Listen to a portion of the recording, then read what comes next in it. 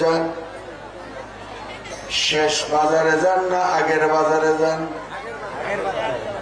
হ্যাঁ, আগের বাজারে গেলে, আগ বাজারে গেলে তাজা জিনিস, ভালো জিনিস পাওয়া যায়। আমার রাসূলুল্লাহ বলেন, আদ-দুনিয়াতুল মাজরাতুল আখিরাহ, দুনিয়া হয়েছে আমার পরকালের বাজার। মনোযোগ, এই দুনিয়া হয়েছে আমার পরকালের বাজার।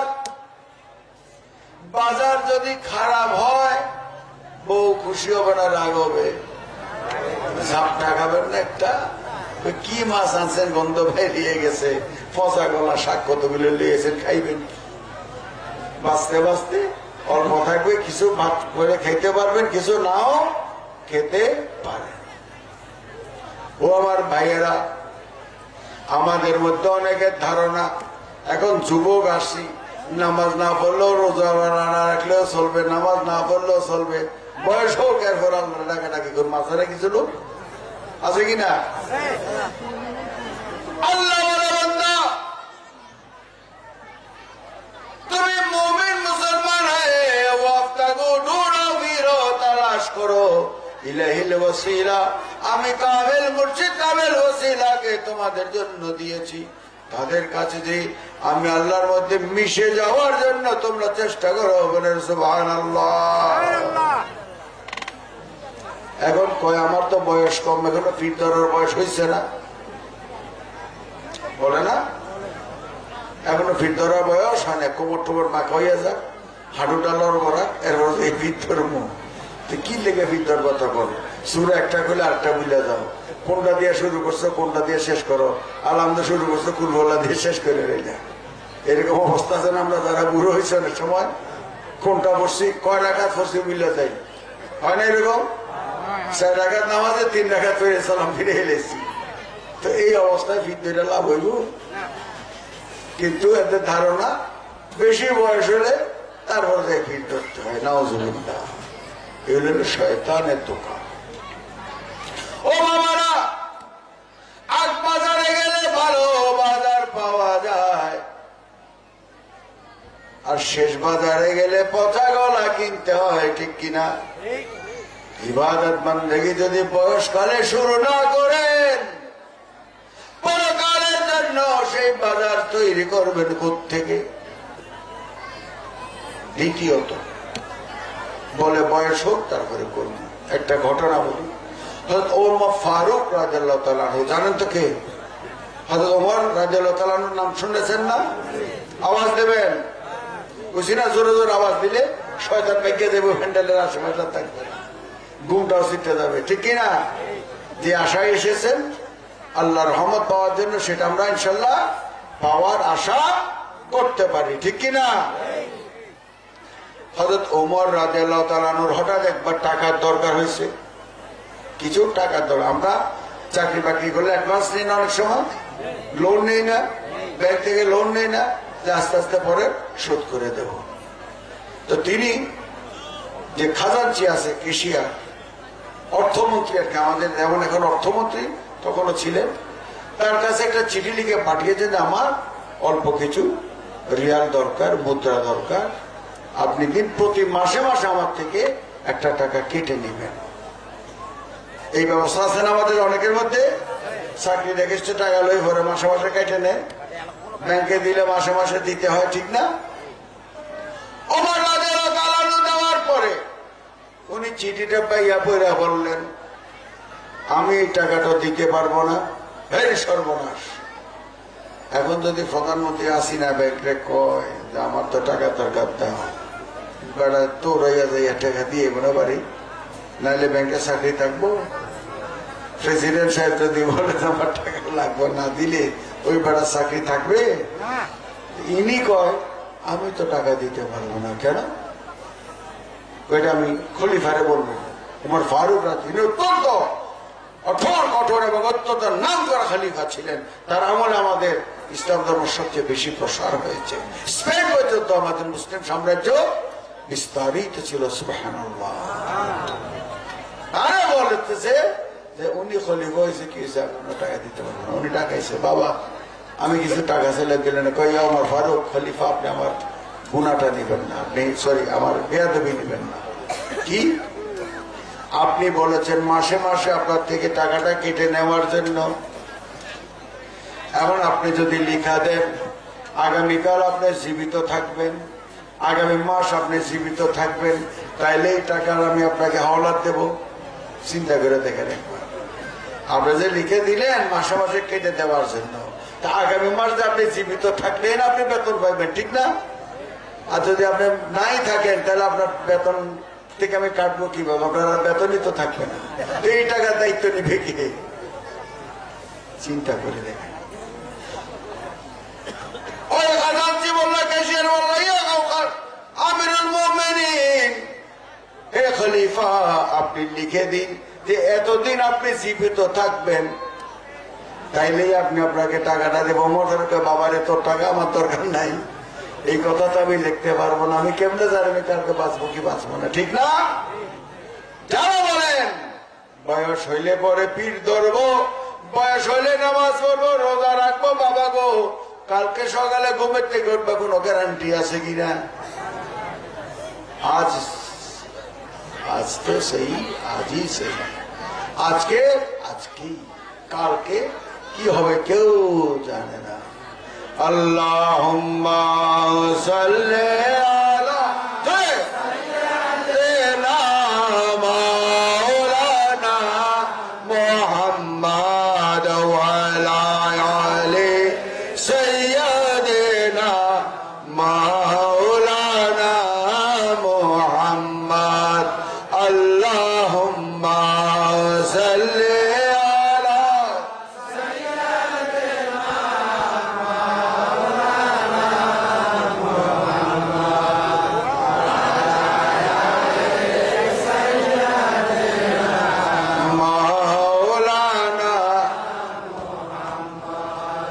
হাজারানে মজলিস। বাপ মাকে ভালোবাসতে যেভাবে তাদের সেবা করা দরকার, তাইলে মানুষ বিশ্বাস করবে ছেলেটা খুব ভালো, মা বাবার খেদমত করে, ঠিক কিনা? একইভাবে আল্লাহকে ভালোবাসলাম, নবীকে ভালোবাসলাম, কেন নামাজ নাই, রোজা নাই? এই ভালোবাসার কোন মূল্য আছে? আল্লাহ বলেন বিসমিল্লাহির রহমানির রহিম,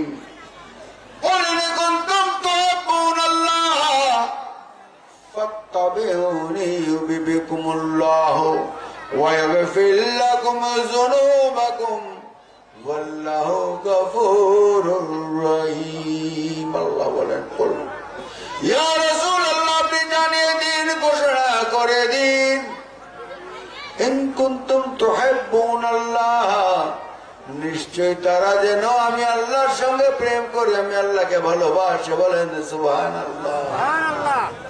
এখন আল্লাহ তো নিরাকার, দেখা যায় না, ধরা যায় না, ছোঁয়া যায় না, আল্লাহকে ভালোবাসবো কিভাবে? আল্লাহ বলেন ফাত্তাবিউনি ইউহিব্বুকুমুল্লাহ। ও আমার মানুষ, ও বান্দারা শোনো, আমি আমার নবীকে মানব সুরত দিয়ে পাঠিয়েছি তোমাদেরকে হেদায়েত করার জন্য। বলেন সুবহানাল্লাহ। সুবহানাল্লাহ।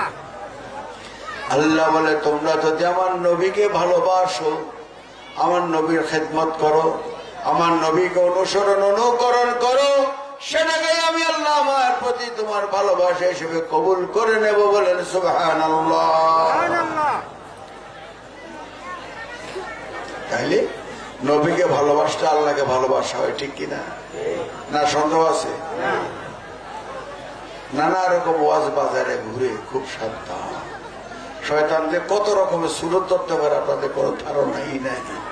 12টা বাজায় দিব ইমানে 2 মিনিটের মধ্যে। আল্লাহ বলে দিয়েছেন, ঠিক করে দিয়েছেন কোরআন শরীফের মধ্যে, আমার নবীকে ভালোবাসলে আল্লাহকে ভালোবাসা হয়, নবীকে গোলামি করলে আল্লাহর গোলামি করা হয়, নবীকে অনুসরণ অনুকরণ করলে আল্লাহ আপনার প্রতি খুশি ও রাজি থাকে। বলেন সুবহানাল্লাহ। এই জন্য হাজারানা মজলিস আগে আমাদেরকে আশিকে রসুল হইতে হবে। এখন বিপদে বসছে আমরা শেষ জমানার মানুষরা, ঠিক কিনা? রসুলও তো আল্লাহ আমাদের নাই, তিনি হায়াতুন নবী, দেখা যায় না, ধরা যায় না, ছোঁয়া যায় না, তো কি করবো? আল্লাহ বলেন একটু আগে ভাইতাম বাবাকে যায় থাকেন মাটা বলেন ইসমাইল আতিউল্লাহ ওয়া আতিউর রাসূল ওয়া উলিল আমরি মিনকুম। উলিল আমর হচ্ছে আওলাদ রাসূল, হাদে জামান, মুজাদ্দিদ জামান, বলি আল্লাহ, হক্কানি পীর মাশায়েখ, হক্কানি আলেম উলামা, বলেন সুবহানাল্লাহ। আল্লাহ বলে আগে তোমরা কামেল পীরের কাছে যাও, হক্কানি আলেম উলামাদের খেদমতে যাও, তাদের কাছে যে আমি আল্লাহ রাসূলকে ভালোবাসা শিক্ষা লাভ করো, জিকিরের তালিম নাও।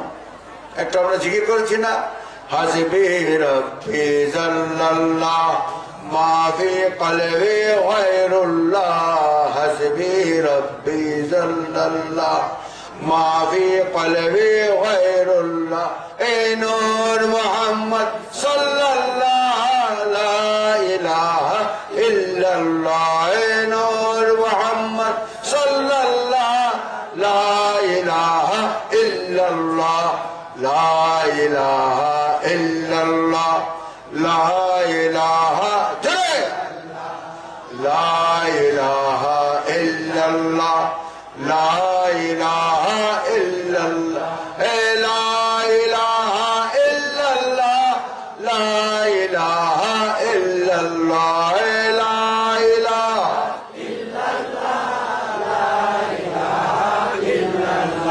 লা ইলাহা ইল্লাল্লাহ মুহাম্মাদুর রাসূলুল্লাহ।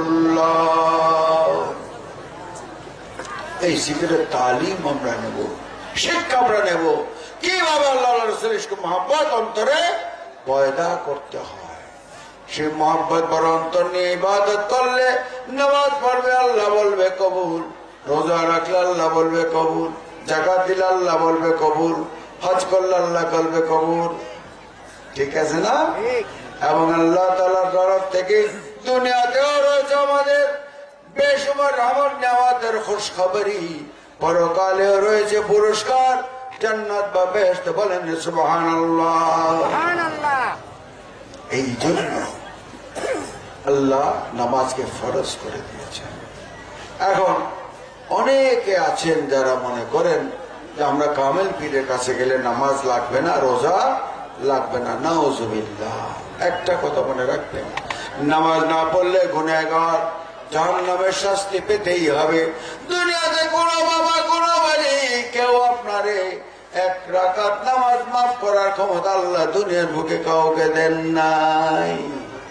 হুঁশিয়ার, ফকিরি আউলা ভাতারি করলে বিশাল বিপদ ঘাড়ের উপরে। আল্লাহ বলেন ইয়া আইয়ুহাল্লাযীনা আমানু, ও আমার ঈমানদার মুমিন মুসলমানগণ, যখন তোমার মধ্যে নামাজ প্রতিষ্ঠিত হবে, রোজাদার হয়ে গেল, হারাম থেকে দূরে রাখা, পর্দা পুশিদা করলা, কোরআনের শরীয়তকে পুরোপুরি মেনে চললা, তুমি হয়ে গেল মুমিন মুসলমান। সুবহানাল্লাহ, সুবহানাল্লাহ। এইবার তুমি অগ্রসর হও, কামেল পীরে তালাশ করে তাকে ধরে আল্লাহর মধ্যে নিজকে মিশিয়ে দেওয়ার সাধনা লাভ করো, বলেন সুবহানাল্লাহ। সকালে ঘুমের থেকে উঠলে আমার বাড়ি, আমার গাড়ি, আমার বউ, আমার সন্তান, আমার জায়গা, আমার জমি, আমার টাকা, আমার পয়সা, ঠিক কিনা? তো তোমার হব কবে? তোমার হব কবে? আল্লাহ আমাকে আশরাফুল মাখলুকাত করেছেন কেন? কারণ আল্লাহ আমাদেরকে ইলম দান করেছেন, মহব্বত দান করেছেন। সুবহানাল্লাহ, সুবহানাল্লাহ। আল্লাহ বলে যখন শরীয়ত তোমার মধ্যে পরিপূর্ণ প্রতিষ্ঠিত হয়ে গেলে, এবার তুমি রওনা দাও কামেল পীরের কাছে, যে আমি আল্লাহর মধ্যে নিজকে সমর্পণ করার জন্য, মিশিয়ে দেওয়ার জন্য, বলেন সুবহানাল্লাহ। আল্লাহ সবকিছুই তো তোমার, আমি তোমার বান্দা, তোমার গোলাম, তোমার এই বান্দাদের আমি দেখাশোনা করি। সুবহানাল্লাহ। হাজারানে মজলিস, খবরদার, নামাজ রোজা বাদ দিয়ে কোন তরিকায় মুরিদ হওয়া, এগুলি করে কোনো লাভ হবে না। আগে ফরজ প্রতিষ্ঠিত করতে হবে, তারপরে নফল ইবাদতের দিকে যেতে হবে, ঠিক কিনা? আল্লাহ পাক আমাদের তৌফিক দান করুক। 5 ওয়াক্ত নামাজ যেন আমরা মসজিদে যে জামাতের সঙ্গে আদায় করতে পারি। শুধু রোজার মাসে রোজা নয়, আমরা যেন প্রতি মাসেই 2-4 দিন নফল রোজা রাখতে পারি, রাত্রে তাহাজ্জুদে নামাজ পড়তে পারি, বেশি বেশি আল্লাহ জিকির করতে পারি, বেশি বেশি দরুদ পাঠ করতে পারি। বলেন আমিন। অতএব হুঁশিয়ার, আল্লাহ পাক আমাদেরকে রহমত দান করুক এবং আমাদের তোমাদের প্রিয় চেয়ারম্যান সাহেব, আমার সম্মানের খুব আদরের নারী বাচ্চা, আল্লাহ যেন তাকে হায়াত রাজি দান করে, আরো বহুদিন যেন তিনি এই এলাকার খেদমত করতে পারে, জনগণের খেদমত করতে পারে, পাশাপাশি ইসলামেরও খেদমত করে যেতে পারে। বলেন আমিন। মাহফিলে মিলাদ শরীফ। আউযু বিল্লাহি মিনাশ শাইতানির রাজিম। বিসমিল্লাহির রহমানির রহিম। মা কানা মুহাম্মাদুন ওয়াহিদিম মির রিজালিকুম ওয়ালাকিন রাসূলুল্লাহি ওয়া খাতামান নবিয়্যিন ওয়া কানা আল্লাহু বিকুল্লি শাইইন আলিমা।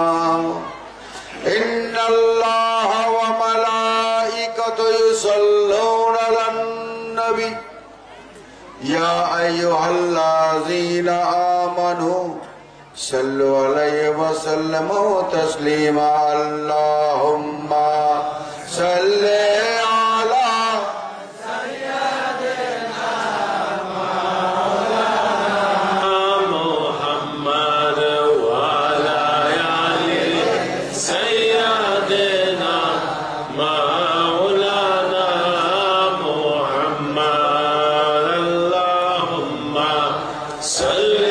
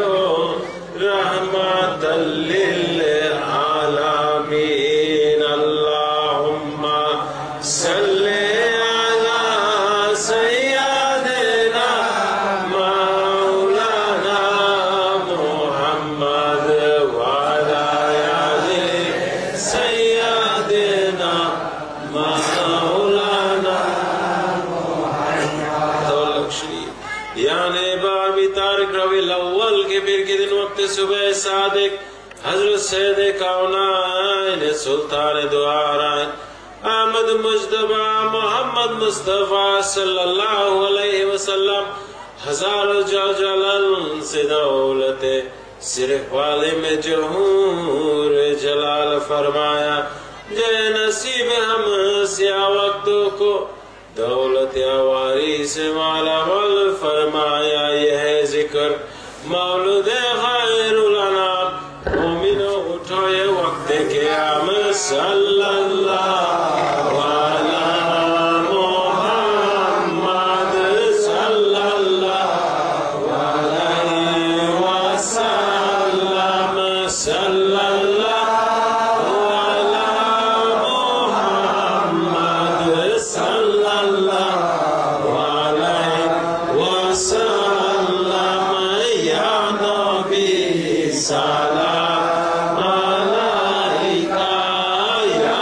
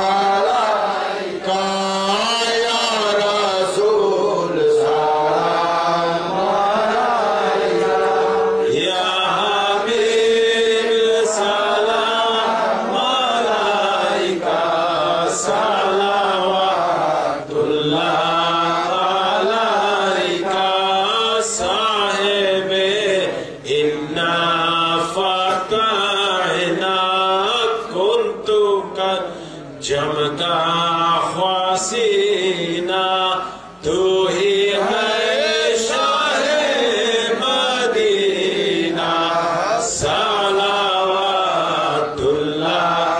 अलैका या नबी सलाम अलैका या रसूल सलाम अलैका या हबीब सलाम अलैका सलावतुल्लाह अलैका प्रेमिकेर नयन ভুতুলে রহমতের দুয়ার খুলে দাও দাসে কদম ধুলে সালাওয়াতুল্লাহ আলাইকা ইয়া নবী সালাম আলাইকা ইয়া রাসূল সালাম আলাইকা ইয়া হাবিব সালাম আলাইকা সালাওয়াতুল্লাহ আলাইকা শোহে প্রেমে মহারাজ হইয়া আজি দিল নারাজ কবুল কর হে খুশনেওয়াজ সালাওয়াতুল্লাহ আলাইকা ইয়া নবী সালাম আলাইকা ইয়া রাসূল সালাম আলাইকা ইয়া হাবিব সালাম আলাইকা সালাওয়াতুল্লাহ আলাইকা রব্বি সাল্লি